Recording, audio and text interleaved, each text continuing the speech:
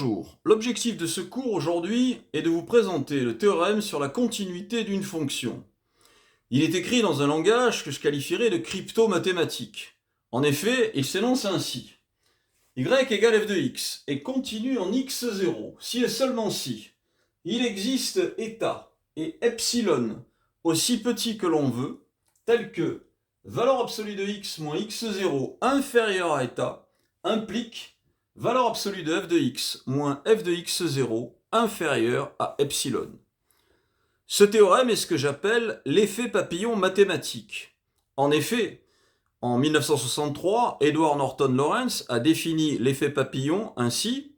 Il a dit « Le battement d'aile d'un papillon au Brésil peut-il provoquer une tornade au Texas ?» Autrement dit, un petit effet peut-il avoir une énorme cause? Eh bien, c'est ce que nous allons voir maintenant. On va d'abord étudier le premier cas, c'est le cas où la fonction est réellement continue. Regardez, je vais choisir un point ici, en x0. Et puis, je vais me placer pas très loin de x0, en un autre point, dont l'abscisse est cette fois x. La distance entre x et x0 reste relativement faible ou petite, puisqu'elle reste inférieure à état.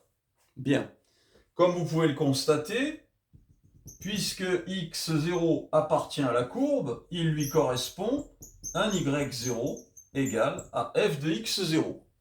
Il va de soi que x appartenant lui aussi à la courbe, il lui correspond un y que l'on trouve ici et qui est égal à f de x. Qu'en est-il de la distance entre f de x et f de x0, ou si vous préférez, entre y et y0?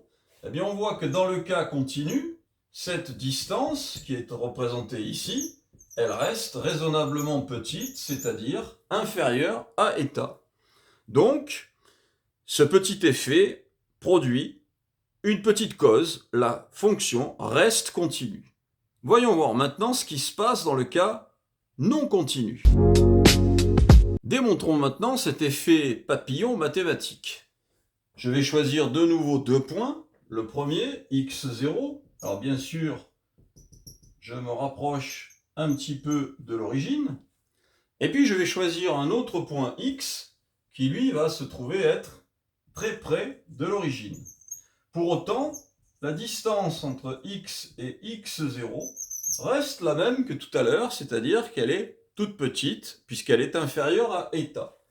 Eh bien, x0 appartenant à la courbe, il lui correspond comme précédemment un y0 égal à f de x0, et x appartenant également à la courbe, eh bien cette fois, malheureusement, pour attraper le y, si j'ose dire, il faut monter en altitude et atteindre cette hauteur qui se trouve être très très loin maintenant de y0. Qu'est-ce que cela signifie? Cela veut dire que pour le même petit effet, on observe une grande cause puisque la distance entre y et y0 n'est plus inférieure à epsilon, ce qui veut dire que dans ce cas, la fonction n'est plus continue. À bientôt!